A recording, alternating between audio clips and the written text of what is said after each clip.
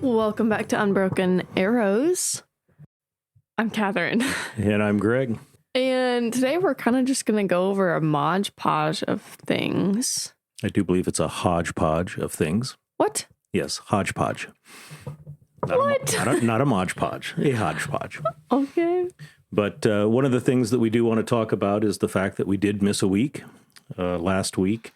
For those of you that are active listeners and you were looking forward to an upload last Thursday. All four of you. Thank you. I was going to say all two, but yeah. No, life was happening. So a lot of things were going on, and we were not able to meet that deadline, but we are going to try to make sure that we are able to continue to upload on Thursday mornings. What, at 5 o'clock in the morning? I think it's set at 5 a.m. Sure. So we are sorry for that, if those of you were looking forward to that, but we will move on and continue to try to bring you content every week. Mm-hmm. So, yeah, some of the things that were going on, your sister Mesa was visiting family in Colorado and was sick with the flu bug and among some other things, and it was hospitalized a couple of times. And your mom and I drove to Rapid to pick her up, met her aunt and uncle, and we brought her back, and that getting her settled and trying to get her healthy again. And that's part of life too. I see, and she's doing real good now. So. Yeah, she is back to work and actually went tubing last night, right? Yes, that was a lot of fun. Guys, if you haven't done that, I guess in Sioux Falls we have Great Bear, and it's just a big hill and you slide down on a tube, but it's a lot of fun. And they have, they make their own snow. Right? Yeah, they do. So even though we've been in the 40s and 50s, even on some days, they still have enough snow to ski or snowboard and to tube. So, well, another one of the things that happened recently here was that you had an interview for an internship at, we'll just refer to it as one of the a major outdoor company industry that people I'm sure would be familiar with. And so how'd that go, Catherine? It was awful. It was so bad. The whole thing started with me being late to the interview because everything's virtual there, based out of one of the Western states. And I was under the impression that they were just going to call me on my cell phone. So I'm waiting for a phone call. Meanwhile, I'm actually supposed to be logged into like a Google Meet meeting.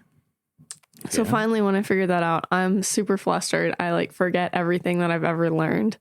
And then the highlight, which my family has continued to make jokes about, which it's pretty funny. So I can't blame them, was we were talking about social media platforms and all of this. And I was saying how Instagram's my favorite.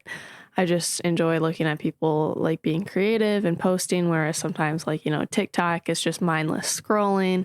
And then I made the comment that Facebook's usually for the older crowds and they tend to write a lot more, and then trying to be funny because at this point this interview was already on the downhill slope. It was spiraling down. Yeah. So in my thought process is if I can just make this guy laugh, he's going to hire me. So I'm talking about Facebook, and I was and I don't really like to read. I just like to look at pictures. And I don't think understood that was a joke. And he's just oh. I was oh my gosh. I was please just hang up now. Well, it was a learning experience. And when I asked Catherine if it was something that we could talk about today, my thought is that, it's a good example that shows that not everything in life goes perfectly. And it's a sign of resilience to be able to laugh at it now. And you never know.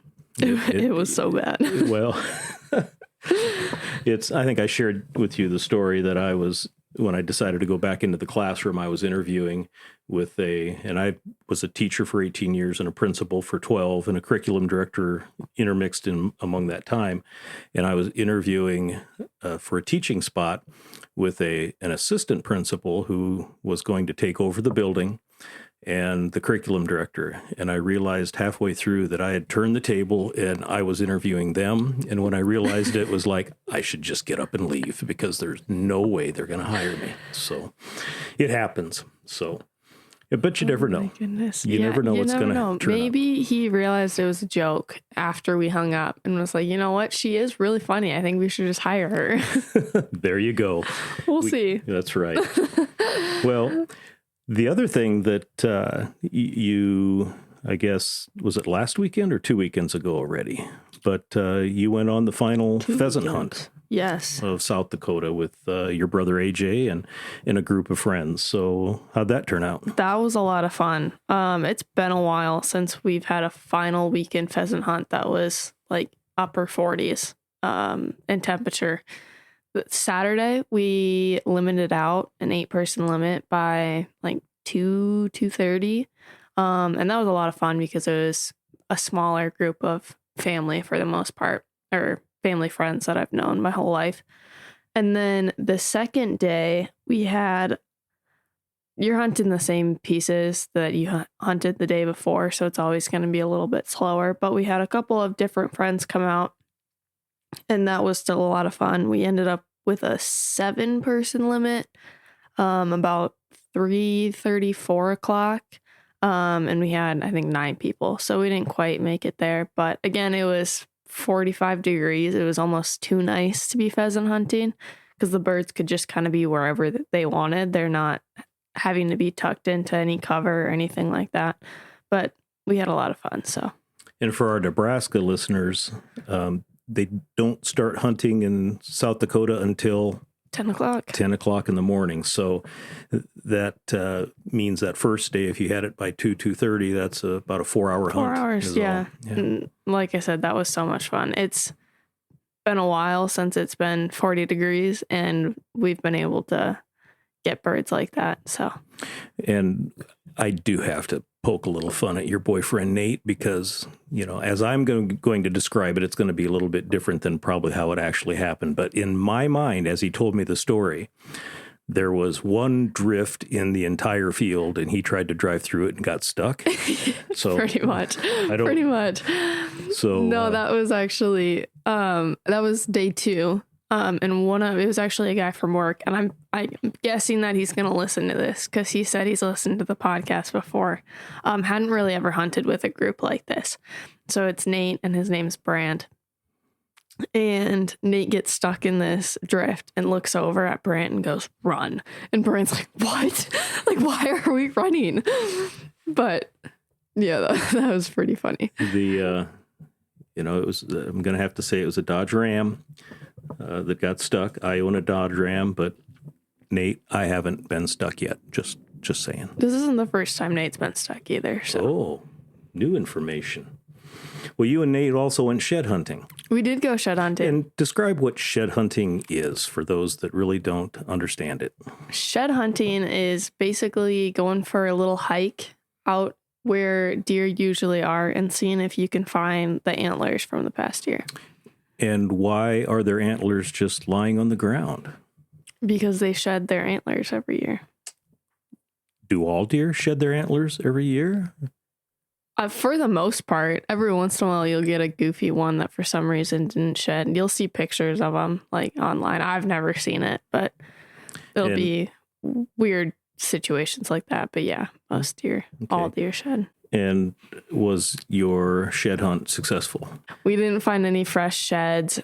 Nate found one little like fork that was a couple of years old. So that's always kind of cool. Like finding the smaller ones, you're actually like more successful, or you're a better shed hunter if you can find the little ones than if you can see the big ones. I could understand that, especially the color of the antlers really blends in with all the colors of the vegetation and so forth on the ground. And there's still so much snow right now that it's hard to see anything anyways.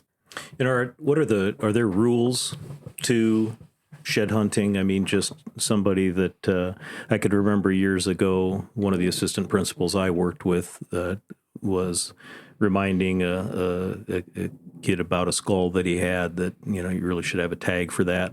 But the way I understand it, shed hunting is a little bit different in terms of going out and if I'm putting you on the spot and you're not totally aware of that, I understand. We can do some research on that. So edit this out. No, there's a couple things that I can't 100% say for sure. I do know there are rules, especially if you're on public land.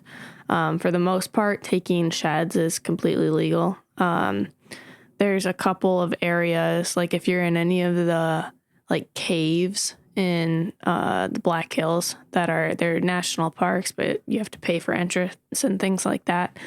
Then I'm pretty sure you're not allowed to take anything. Taking deadheads, you do need to get a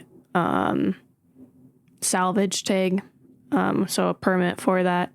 The thing with that is GFP, if they're over, like if they're a bigger deadhead, a lot of times they'll confiscate it and then sell it like as a fundraiser, things like that. They'll raffle them off.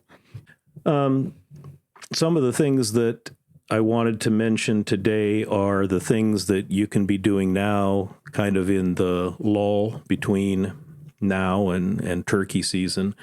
And I know one thing that I am not very good at, or I haven't done it with regularity is cleaning guns, oiling guns, taking care of all of your equipment in general. So do you have a routine at all that with regard to end of season and getting things cleaned and oiled and packed away? I usually clean my gun like after I hunt anyways, especially if it's wet conditions or really humid conditions, or I'm pretty clumsy, so I fall a lot, especially when we're pheasant hunting, as the bruises on my legs can prove. So usually my gun ends up in the snow. So I've gotten fairly good at just taking my gun apart and wiping it down after I'm done hunting anyway, so I don't really have to worry about that too much.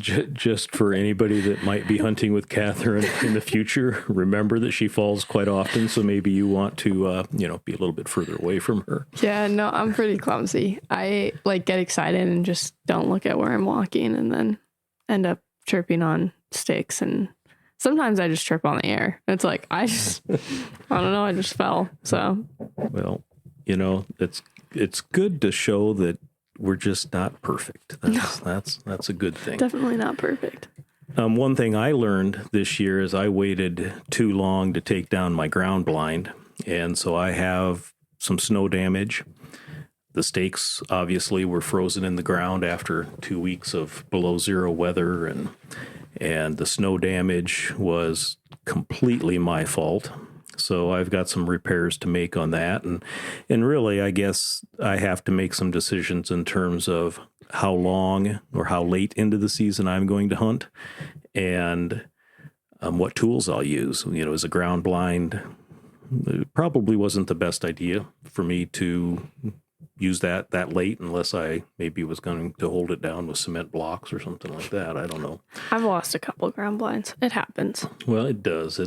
But it's frustrating because it could have been prevented if I wasn't lazy, and that's what it really came down to, is that it was cold and I didn't want to go out and do that. So that was 2 years ago.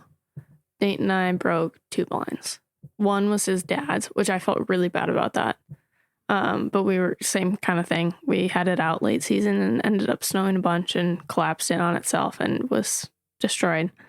And then the other one was during that derecho that we had. Sure. Well, Nate says it wasn't the derecho, but I'm pretty sure it was during the derecho. We had it up on a hill, and it just got the wind picked it up. We found it 400 yards away, and it was, again, just destroyed. So it's that. And for those of you listening, a derecho is a straight line wind that is very high speed. It does not have the tornadic action that tornadoes have. So, and they are very damaging storms. So when the sky turned green. Yeah, that's not a good sign. When it turns green or when it gets the color of apple juice. Head for cover. Apple juice. Yeah, that's my kids were always, they referred to it as an apple juice sky. The, also time we did in our podcast, Turkey 101, we talked about the planning stages of turkey hunting. And so this is also that time where you can continue to plan and scout and practice for turkey season. So no matter what it is that you are going to use as a tool to harvest a turkey, whether it's a shotgun or bow and arrow or crossbow or compound bow, sorry, and calling, that's something that probably you need to do on a regular basis as well. So, see if you can annoy your family, your wife, your kids, your friends, your roommate. You say that like a question, like it's a question. I don't think that's a question. It's like just annoy anybody that's around you. See if you can call a turkey in. There you go. That might be easier said than done. Pretty good stool. Yeah. Pretty good story. Story. I don't Pretty know. good stool. Just for the record, we are recording this in the morning, and this is kind of early for Catherine to be up, so and she's not a coffee drinker. So, well, the other thing that happened here recently is what I'm kind of referring to it as an end of an era. Your mom and I had a Kawasaki Mule. Excuse me. And it was a 3-passenger, two seat belts, 3-passenger, and we do enjoy using the ATV for going on trails. We went on trails up in Minnesota and back in my home area of Northeast Nebraska, the country roads. But we decided to upgrade our UTV, and we traded in the Mule for a Ranger Crew. The Mule was named by my mother, who in her first ride named it Festus. And for those of you that are my age or older, you probably understand the reference to Festus and a mule with regard to Gunsmoke. Catherine, I'm sure, does not have a clue as to what I'm referring to. You've told me this story before, so I know now. But Yeah, you're right. But for those of you that are aware of Gunsmoke and Festus, of course, was a deputy, and he rode only a mule. He did not ride a horse. So anyway, so Festus is no longer part of the family, but over the weekend, you and your sister Teresa deemed our new Ranger Ranger Rick. And I'm okay with that. Ranger Rick magazine is part of, I think, the National... oh, goodness sakes. Now I put myself... National Wildlife Federation? I have no idea. I can't remember. I'm sorry. I'll get that. But my aunt subscribed to Ranger Rick for me when I was young, and I truly believe that was an influence for me to go into my career of biology or science and teaching. So my grandchildren now get Ranger Rick Jr. subscriptions from Grandpa. So that's where we're at with that. One of the projects I'm working on right now for a future podcast deals with the topic of crossbows and the controversy that surrounds them in some areas. I'm not aware of there being a controversy in Nebraska, but I don't remember exactly when. I guess I do. At some place I came across this maybe around 2011, but I don't remember that controversy taking place. But neighboring state Minnesota here, I subscribe to a publication called The Outdoor News, and there are some Minnesota archery hunters that are not very happy that crossbows were approved to be a weapon of archery during the archery season. So I am in the process of contacting people and collecting numbers, say prior to and after the approval, and trying to find out information like, are those that are using crossbows, are they older in age? Are they younger? Just how many people really maybe gave up hunting with a compound bow. So it's interesting. And so far, what I've come across, and some of this is my own personal opinion, a crossbow is not the same as a compound bow, or really any bow, recurve as well. And both have a long history. It's not a situation that, crossbows were just invented within the last 10 or 20, 30 years or so. I mean, we're talking centuries in terms of the invention of recurve bows and crossbows. So, and there's a lot of talk about how crossbows shouldn't be used during they should only be used during the firearm season. And you yourself have referred to them as cross guns. So I think I kind of have a little bit of what your opinion is, but I've seen you, or watched you shoot your bow, your compound bow, and you're accurate to what yardage would you say? Confident. 50 yards. And I would say that's about the same for me with my crossbow.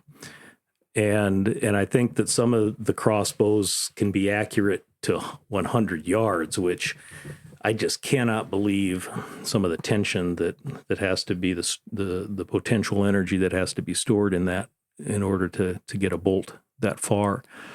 Yeah.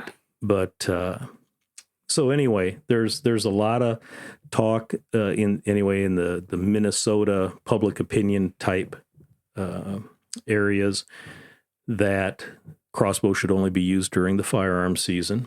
The question I ask, and I don't know if I can't be the only person that has thought this, but would archery hunters give up part of their season to open up a crossbow only season? I mean, already archery shares it with firearm and muzzle loaders, correct? I mean, I'm not... It depends on where you are. So, like South Dakota, the archery season doesn't close during other seasons, but I know like Iowa does. I'm guessing Minnesota does. I don't really know. I don't know about Minnesota. Nebraska does not. Archery season is open from beginning to end, and those other seasons are part of that. So Iowa's got a couple like weird rules though. They've got like first, second, third season. They've got muzzle loader. I don't really quite understand how the Iowa seasons work, but I do know that their archery season closes during their gun seasons. So. Well, that's I like I said, I'm in the beginning stages of researching. I've got some requests out for information from the Minnesota DNR, and I'm in the process of getting a hold of a contact in the Nebraska Game and Parks. And again, South Dakota still requires the medical waiver for crossbow use. So things are a little bit different, I would say, in South Dakota. Which I'm not going to get into this too much because, again, it'll be a later podcast topic. But personally, I think that that's kind of the way to go.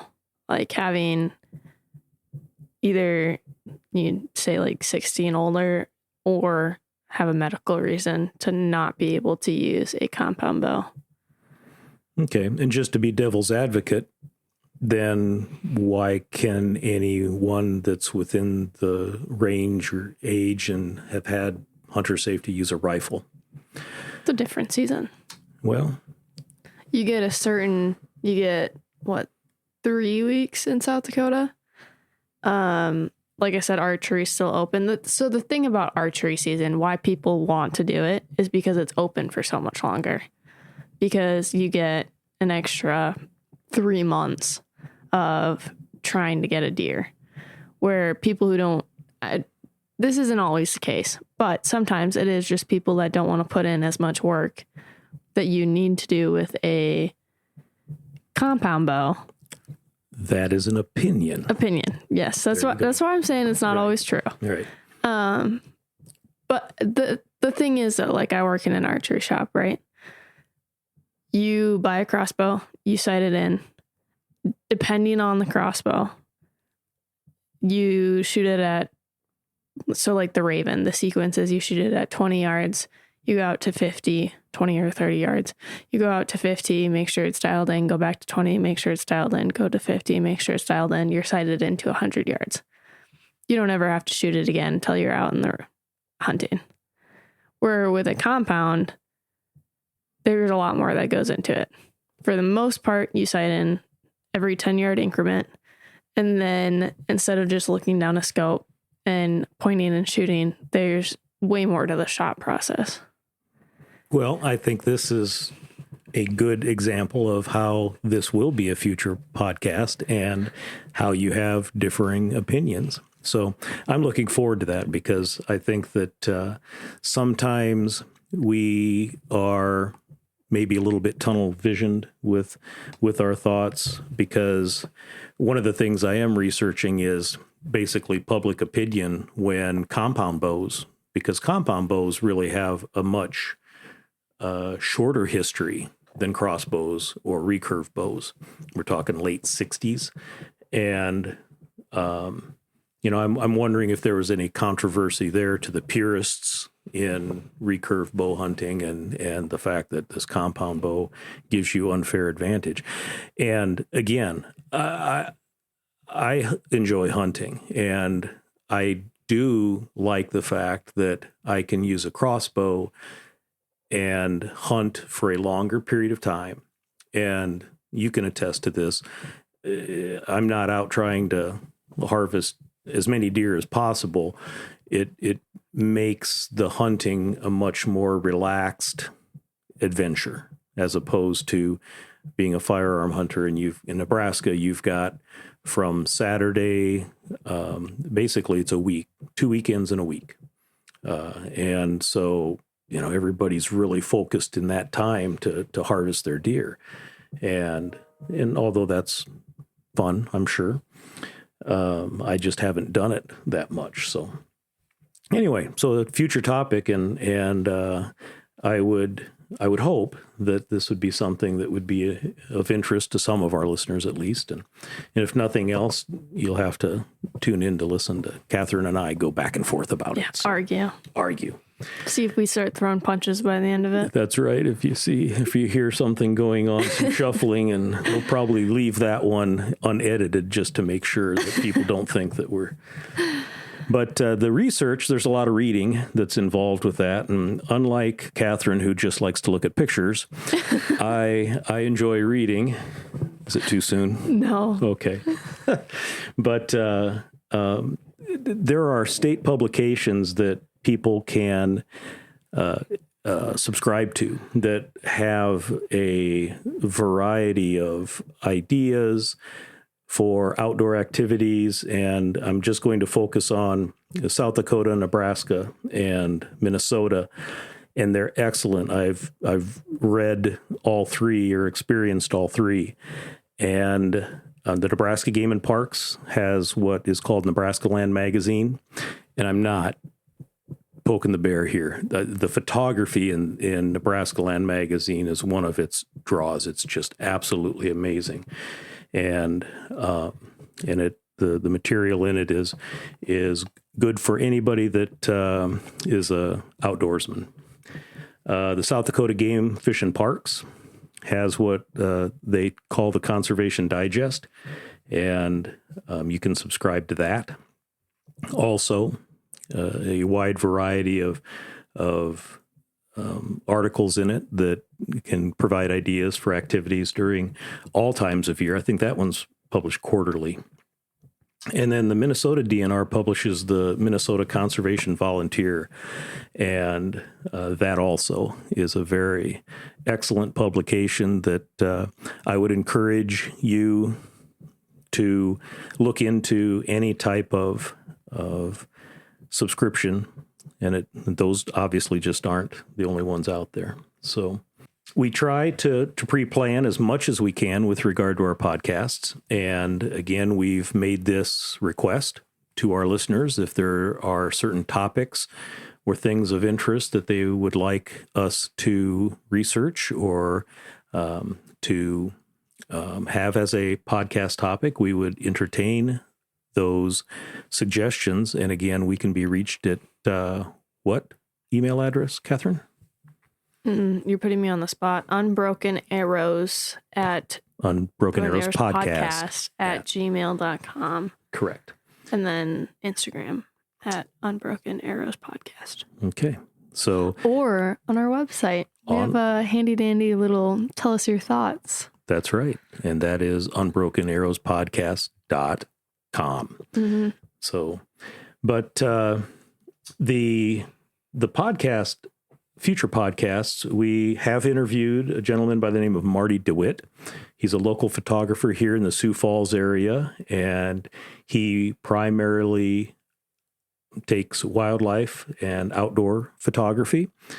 And we will have him, or that podcast will be uploaded within the next couple of weeks.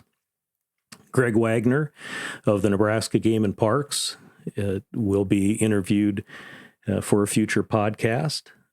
Catherine will be interviewing your brother AJ and his friend Zach. That will be one to tune into, I am sure. I did ask that I get to listen to it prior to it being uploaded, but maybe I shouldn't. Maybe I should just let it be surprised. Just be surprised. And then Catherine's oldest sister, Mesa, we want to have her on the podcast because we want her to have the opportunity to talk about her most recent successful hunt that she had up in the hills with her Uncle Mark. I also am in communication with local and national representatives of the American Legion's Be the One campaign. I've mentioned that before on the podcast.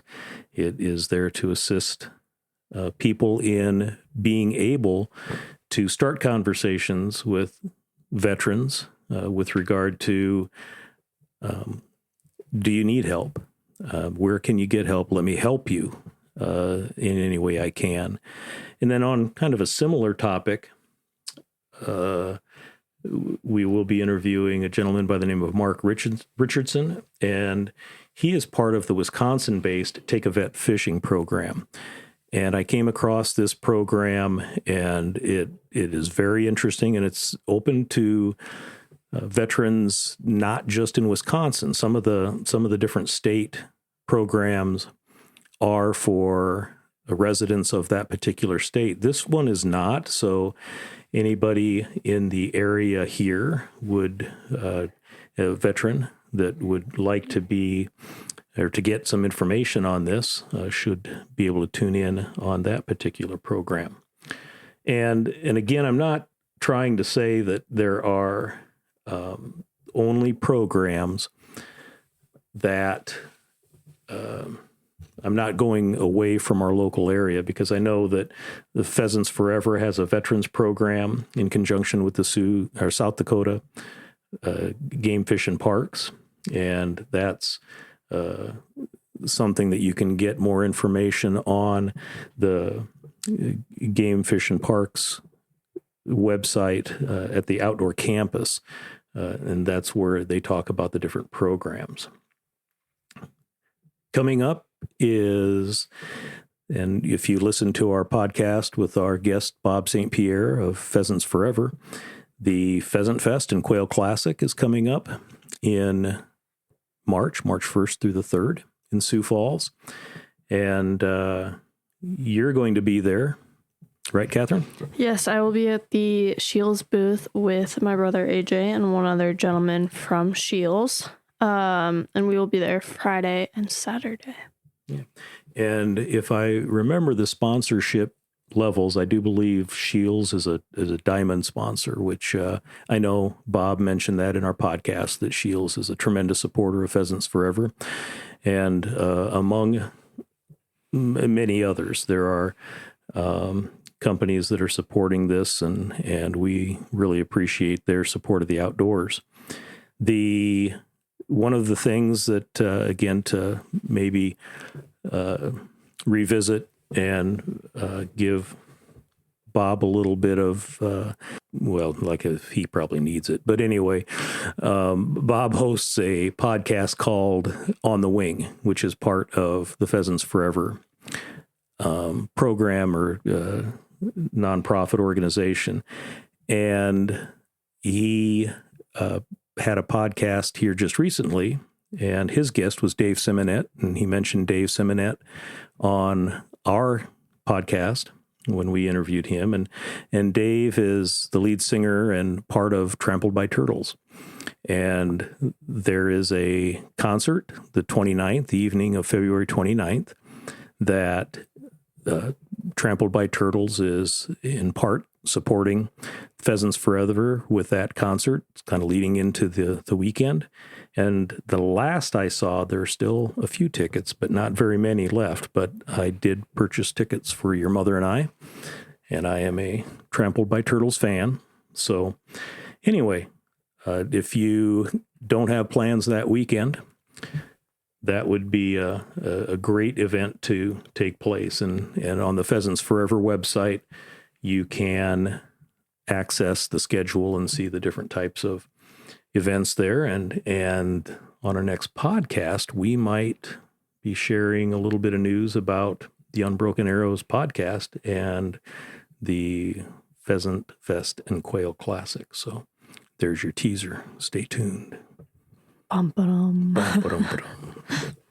Hey, one thing I did want to just throw out there, and I think you did a shout out on Instagram, but we talk about having family members on our podcast and such, and you threw out a shout out for my son Trey, the intro and outro music that you hear on our podcast are original works by Trey, and on Instagram I think it's Pav Made It. So if you want to hear some of the different things that he has written and produced, we really appreciate his time and effort and he allows us to use his music. So thank you, Trey, and keep it up. Keep up the good work. So anything else that has been going on the last couple of weeks? No, I think we covered it. Anything in the future that's going to be happening? Some ice fishing is taking place. It's just I wouldn't. It just scares me. It really does.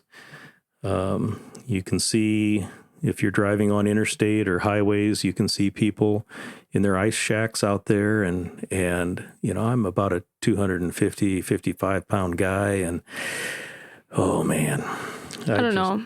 I have heard that some of those bigger lakes still have 12, 13 inches of ice on them. So, well, I don't know if that's still true, but right.